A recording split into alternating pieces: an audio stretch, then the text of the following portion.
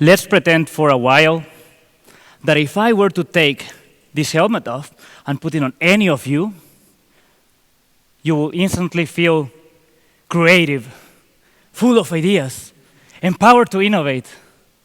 Okay, actually, let's stop pretending, okay? It works. Woo-hoo-hoo. I feel it. Do you feel it with me? You gotta try it on. No, for real, feel it. Now, what do you think it will happen if I take the helmet off and I put it on top of a strategic document?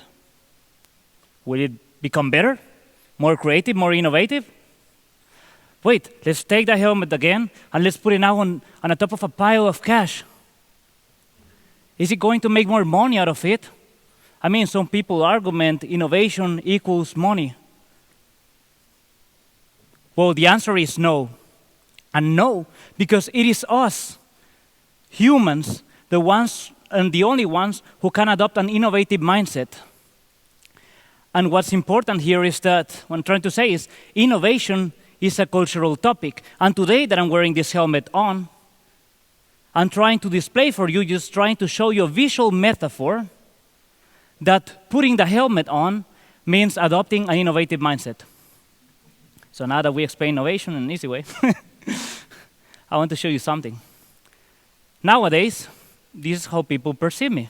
You know, they think, Nelson Inno, the cool innovation guy working on some crazy-ass projects, I know, doing the cool stuff and so on, right? Having fun every day.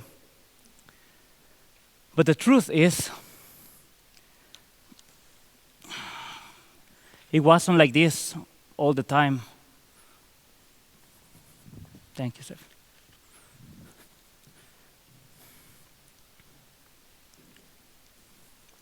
In fact, back in school, when I had any ideas, anything to tell, I felt like I was just off. My ideas were unheard. I would even go and say systematically ignored. And, you know, I'm trying to explain it to you how it feels like. So I'm going to try to bring you in. So imagine back in time, you are there, you're with your project group, and then you're just trying to tell them about this idea that you have been thinking for hours and hours, trying to put all the pieces together. And when you tell your friends, yeah, let's do this, or your, like work group, like, nah, man. And then within like 10 seconds, it's like there was no idea ever, and it was just ignored, and then let's move on. And when it happens again and again and again, you feel misunderstood. You know, you start to think, okay, maybe there is something wrong with my mind. Yeah, but it's good, believe me, I know. No. No, but for real, it became quite of an issue. And there was some point where I thought to myself, okay, Nelson, you got to be more aware about what's going on. And that means you need to try to understand what's going on. How do you think, and why is it, for some reason, a little bit different than the way that other people think? That was quite like the first thing that I understood. I think differently, and I don't know why. But let me try to illustrate. So I'm going to show you the traditional way how most people think. Let's start with an idea. For example, an apple, right? And now we're going to travel from one idea to a new one. Apple, and then you think nature, you think fruits. Some fruits grow on trees. Trees, for example, like oak, or a palm, or a pine, or no, wait, let's stop. We just moved from apple, and now we're at another idea, totally different, pine, right? And now is where the magic happens, because we will take idea A, or apple, and idea B, pine, and then we take, no, wait, let's go the other way around. We take, instead of A and B, we'll bring them here, we'll take idea B, or pine, and idea apple, and we combine them together, we get, and I know that the girl back there knows exactly. You get pineapple, right? Yeah, that's how it works. So yeah, congratulations. This process is called synthesis, and this is how most people think all the time. Okay, now here comes the moment. Please allow me to illustrate the way that I think. So let's have the same head start. Let's try to be a little bit scientific, narrow the variables. and we still have the same idea, apple. But when you're talking with me, it's good, like, yeah, so think about the apple. No, better the pineapple. And I just jumped like 2, 3, 4, 5 steps, and it didn't matter because it's just like what I was thinking about. And I explained to you something about pineapple. For some people, that's okay. I mean, the word apple is inside of pineapple, so that makes sense. But then, as you know, if we combine these two ideas together and things move forward, then we get Adam Sandler, right? No. Obviously. Okay, I see some nervous laughs. I believe that I lost you there. Okay, let me explain. What I learned is that the way that I think is highly chaotic. I mean, just look at this mess. It's highly visual and holistic in some way. And I see one guy looking at me still like, apple, pineapple, Adam Sandler, please explain. So I'm just going to do it for you. The reason is so that you have a hint how you can, like connect the dots. There is a song in one of Adam Sandler's movies that goes something like, if you like pina colada, dun, dun, dun, getting caught in the rain. Okay, you already know why I'm not a singer. But this is how it will work, right? It happens all at once. And now let's make it interesting with a really important question. So this is what was happening before. I felt excluded. I was the one off, ignored, misunderstood. And then I asked to myself, after I started working in different companies and so on, how is it possible that we can go from this, you see, right? To this. Come on, I'm doing a TED Talk. It doesn't make sense unless you try to understand it. And you see that there must be something wrong on the way. But what is it? I started talking about innovation, about the ways of thinking, and I mentioned school. And I want right now that all of us think together what happens when we mix innovation and school, what happens when we compare them. So yeah, I have this super scientific graph here. And as you can see, on the y-axis, we have the perceived degree of innovation. And on the x-axis, we have time. From 20 years ago till today. So, if you think about all the industries out there, all the companies, everything what's going on in the world, you will perceive that innovation goes something like this, right? It's exponential. It's a fast-paced world. There are lots of changes, innovation everywhere. It's crazy out there. You sleep for 8 hours, you wake up, and there's a new, social media platform. And now we take education, in particular schools, and it's going to look something like... All right, okay. So when we see this graph, it looks like even your parents, they didn't have a much more different experiences while learning at school. Believe me, and not that I've been there, but it was quite the same. And yeah, I noticed another person right now just looking like, I know what the little gap is. And yeah, of course, that's it. It's COVID. Yeah. So let me explain. If this graph is the educational system and schools in particular will be, let's say, in a healthy, innovative state, this graph should look a little bit exponential. And just before we move on, please let me tell something. This little jump here, this is due to the teachers. They are the real heroes here. Because the teachers that I know, and especially in Germany, they didn't get any sort of support on how to do their online classes. Not at all. How to manage all these remote grades and documents.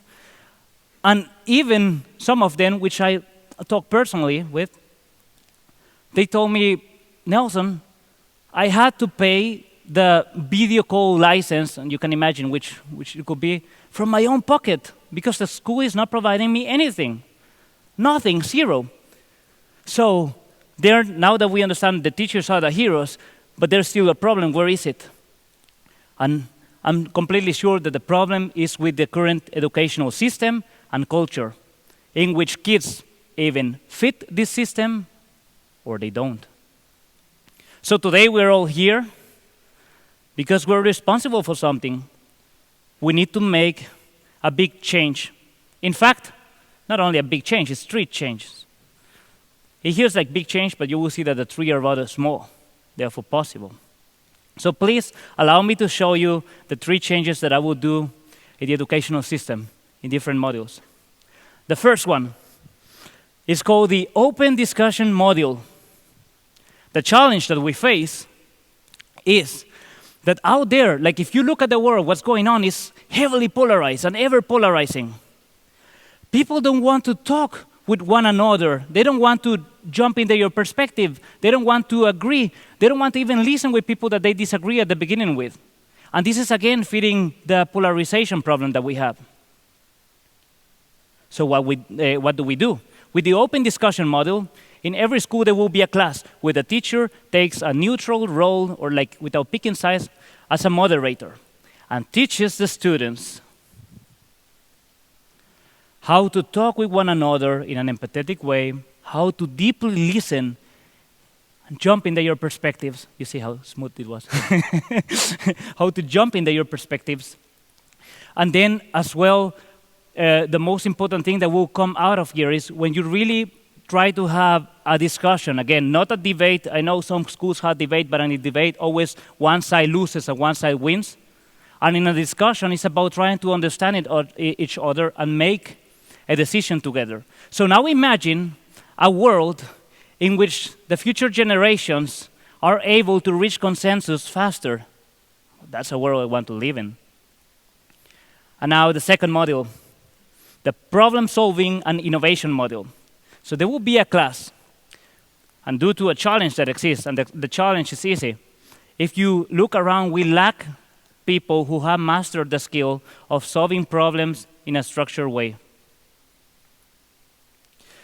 So the teacher can come and can concentrate on just showing the different ways how you can do innovation, like by applying innovation methods, by showing workshop facilitation techniques, and how to moderate or lead a team, and also, let's say, very basic problem-solving methodologies. So imagine if we will have this class, I don't know, 1 hour a week. And then when these students, when they graduate, when they go and get their own jobs, they will be empowered and fearless to take the most complex challenges, the biggest out there, and solve them, like segment them in little tasks that they can solve each one, and then eventually solving the big problem. That's a world that I want to live in. And now my personal favorite, and believe me, I'm already getting excited. The self-learning module.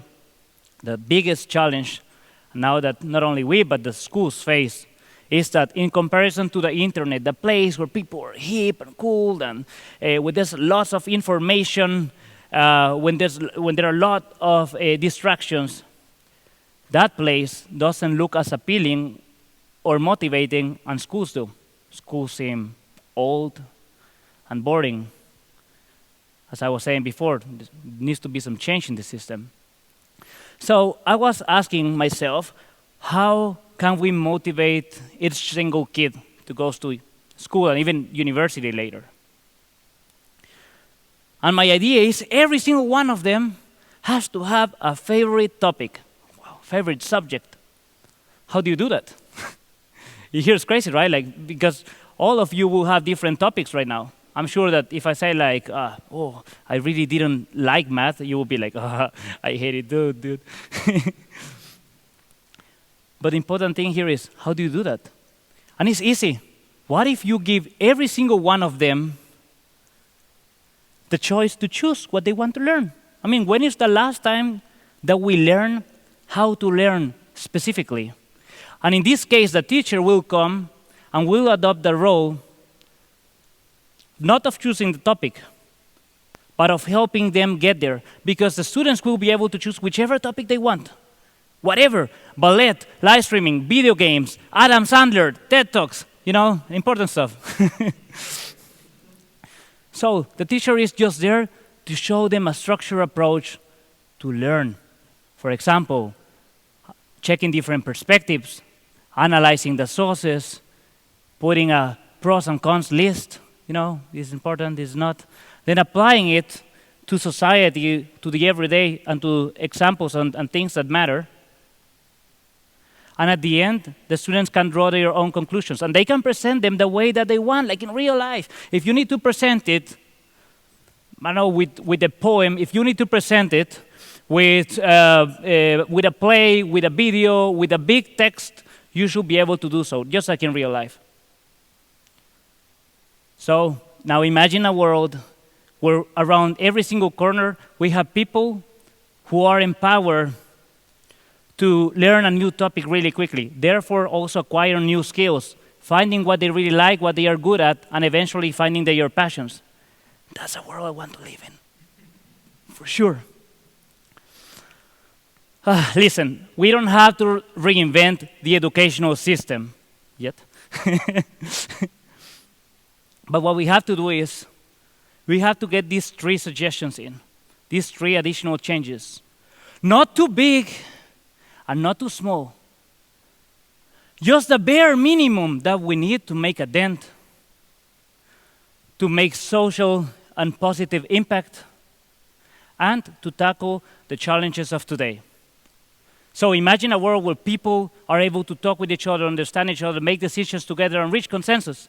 A world where we can take any big complex problem and just take a systematic way to move on, 1, 2, 3, solve.